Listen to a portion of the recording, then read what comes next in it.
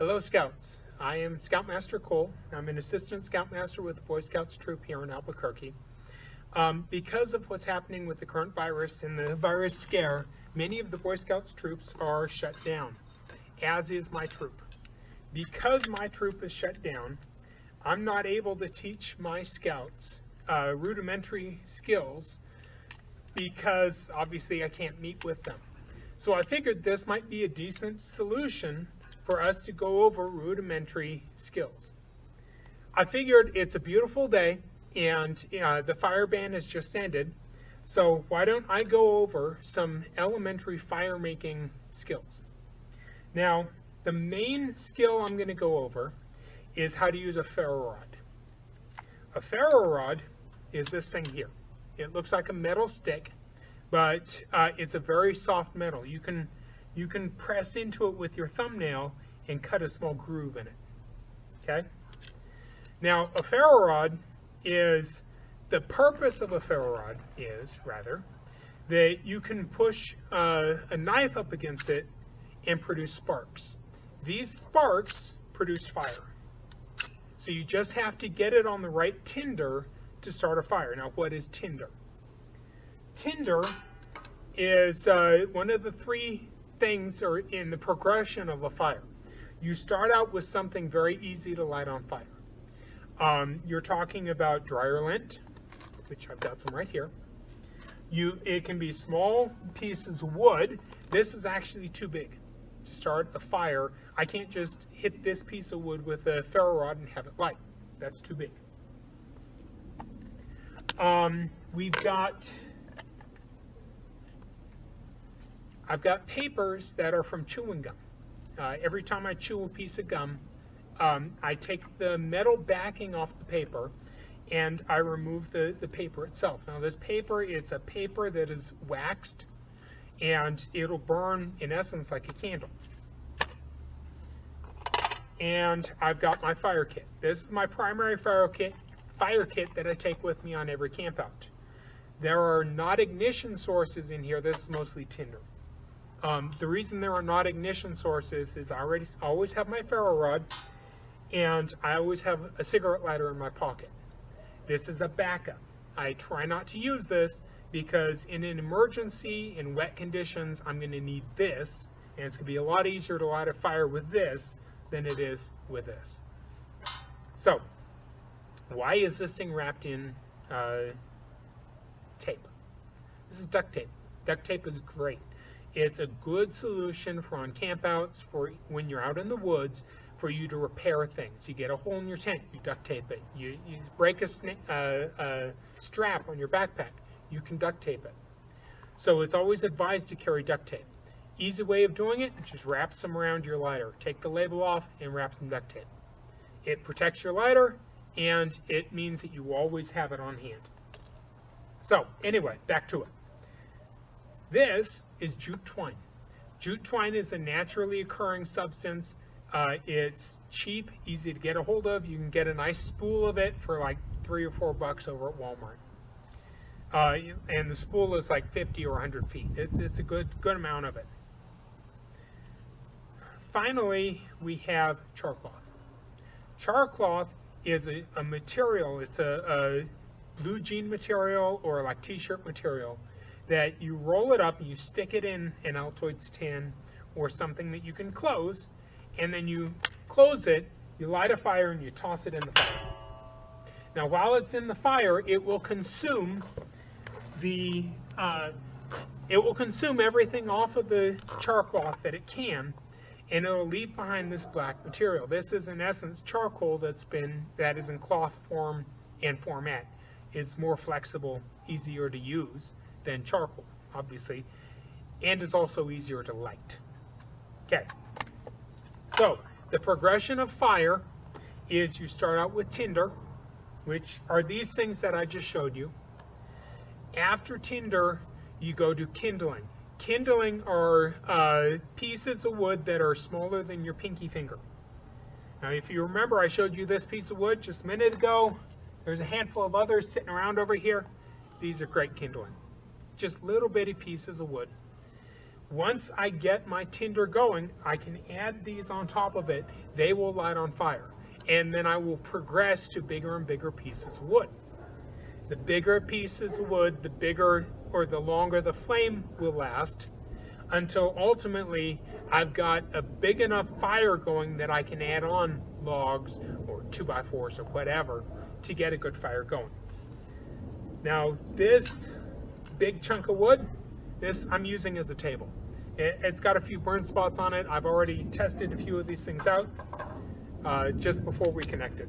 So after all this, I also have some dryer lint that I have put on some petroleum jelly.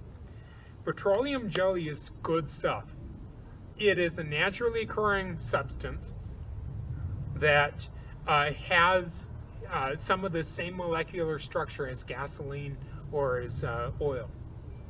As a recourse, it burns. It burns very well.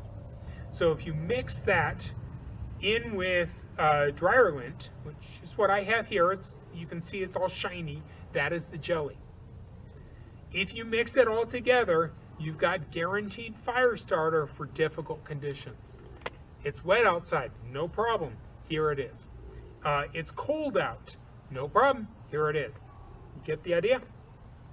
So, we're going to go through a handful of different fire starting techniques and materials right now. Alright, again, my kindling, I'm going to put that aside. I don't need to worry about it. I've got, if I were trying to start my fire pit, I would have a good handful of kindling ready and waiting. Right now I'm not trying to do that. The fire ban just lifted. We've got a little bit of breeze, but not much. But I'm not intending to light a fire at this point. I will be lighting a fire in a few hours for my kids. But that's not yet. So, initially, I'm going to start off with just a little bit of dryer lint.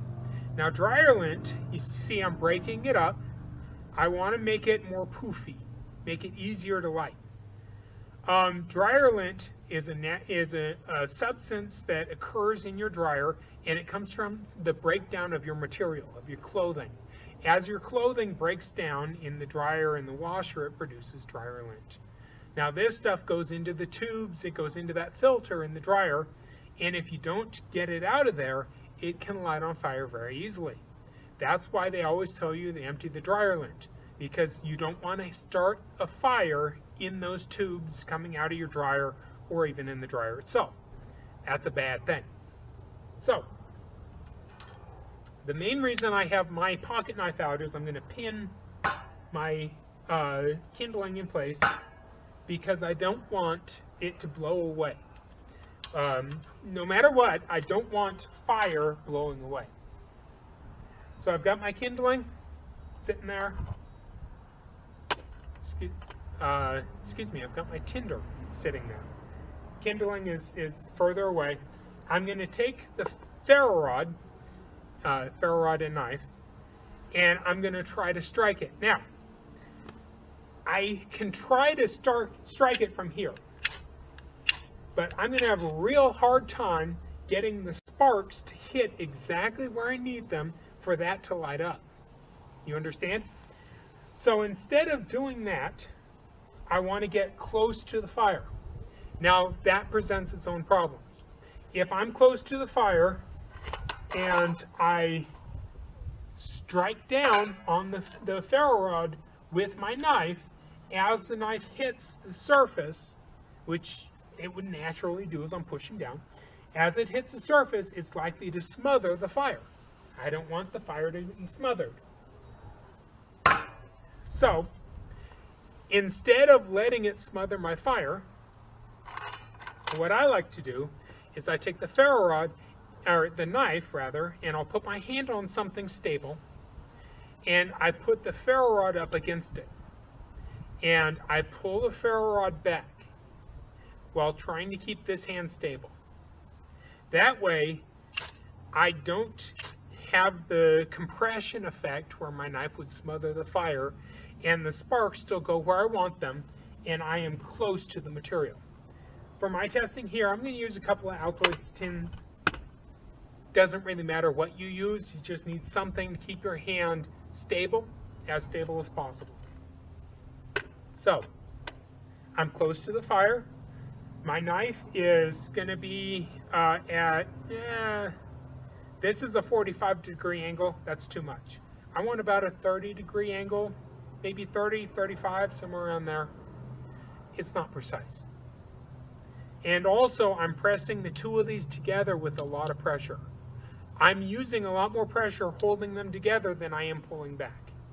That is because in order for the sparks to happen, the knife has to rip material off the ferro rod.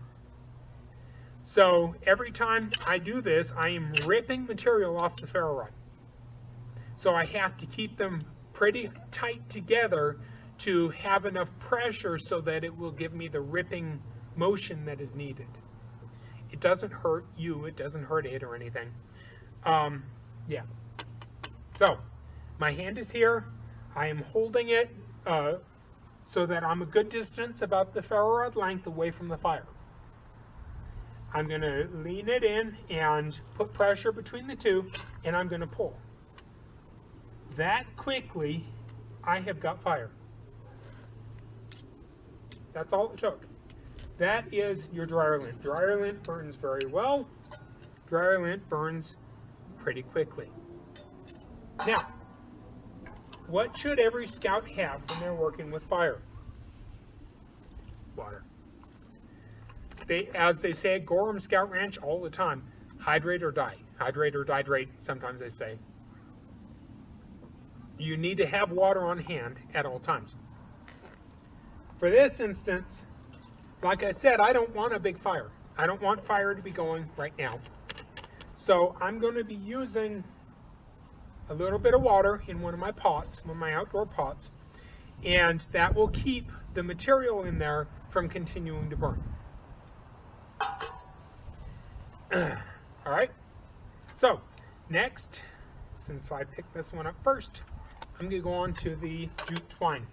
Jute twine, as I said, is a very easy to attain, inexpensive, naturally occurring material.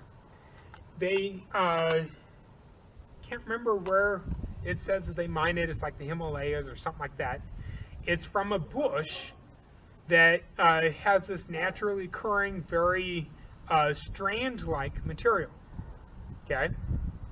In order to use jute twine, you break it apart. You have to stretch it apart. And you want to break it down into these strands because these strands are going to light very, very easily. Okay, go a little bit more. There we are. Okay.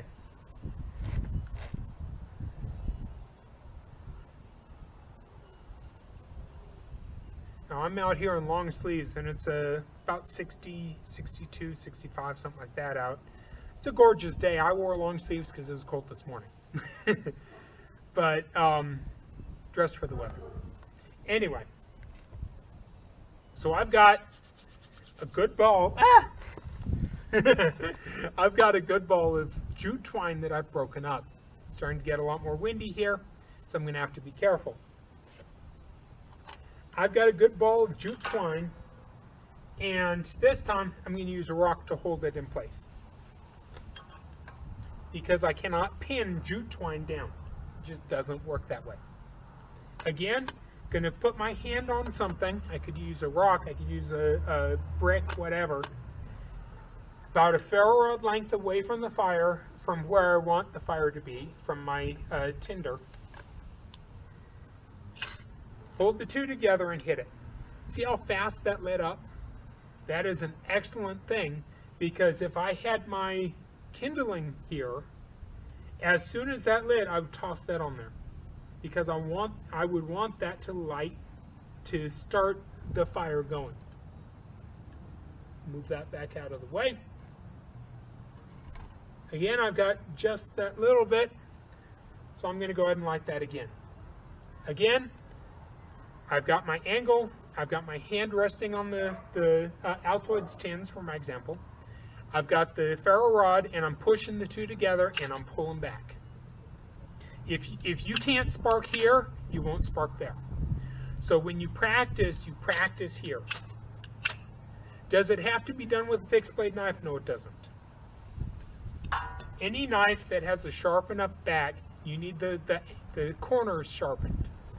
So anytime it's sharp enough, you can cast the cast the sparks that you need to start a fire.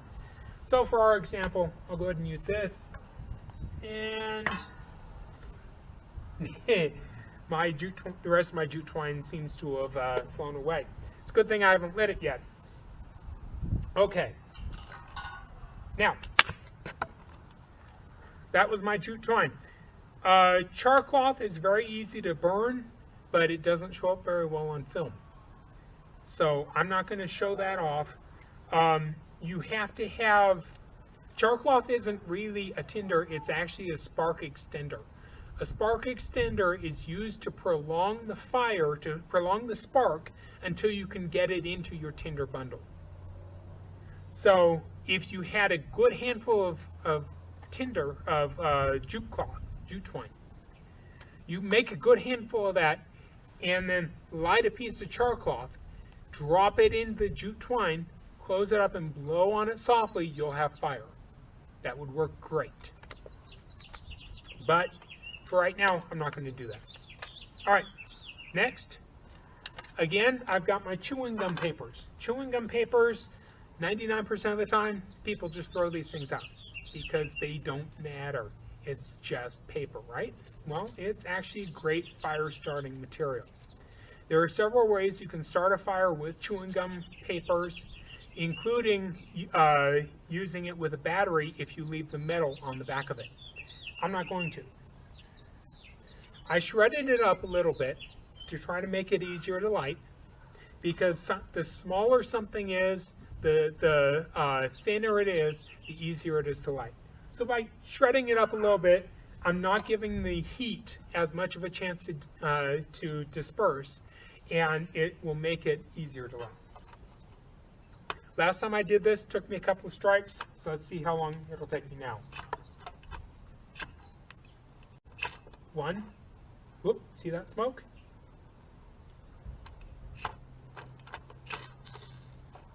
That, what, 4, 5, 7, 9, 10, 12, 13, come on. Whoop, whoop, there it is, there it is. See how beautiful that is? That is life-saving. That is fire right there. Again, I'm transferring it into the pot here that has my water to make sure that it goes out. Fire safety. Okay.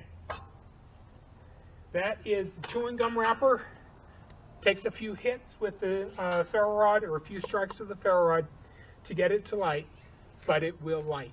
And it will burn. It burns a little longer than your dryer lint or than your jute twine, which is a good thing because you can light it and you have a little bit longer to transfer your kindling onto it. Okay? Now, finally, I'm going to show you the dryer lint that has the petroleum jelly. Petroleum jelly, dirt cheap, naturally occurring substance, and so forth. So we're going to take a pinch of this. You can see that gooiness to it. It sticks to your fingers and all that. That's fine. I want to move my knife away because I don't want to be hitting the knife as I'm striking. That would make for a bad day. All right. There goes. One strike. See how long that's burning? Now, what I could do is, again, go ahead and get my tinder over here, and I can get it to burn. Whoa.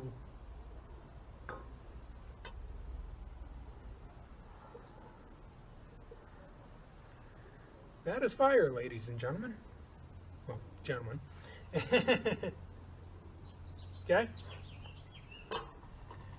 Now I'm just going to dump it in there because I don't want the fire right now. The disadvantage to using the petroleum jelly. So you notice it is still burning. That is floating in water. And it just went out.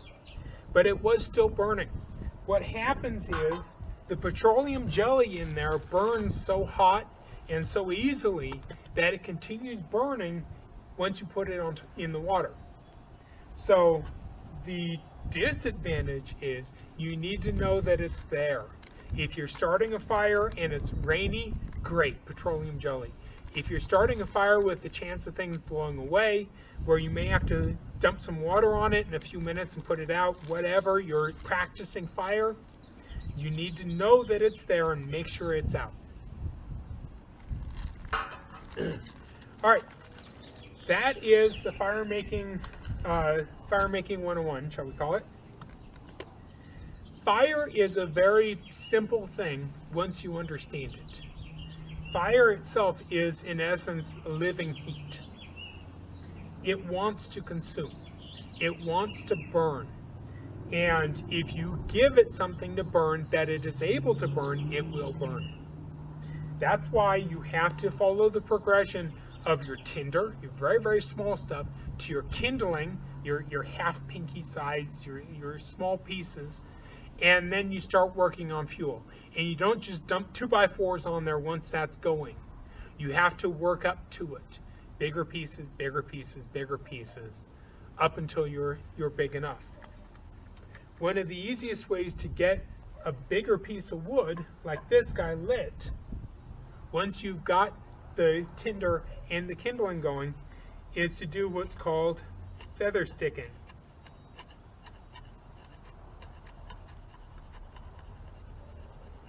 Now,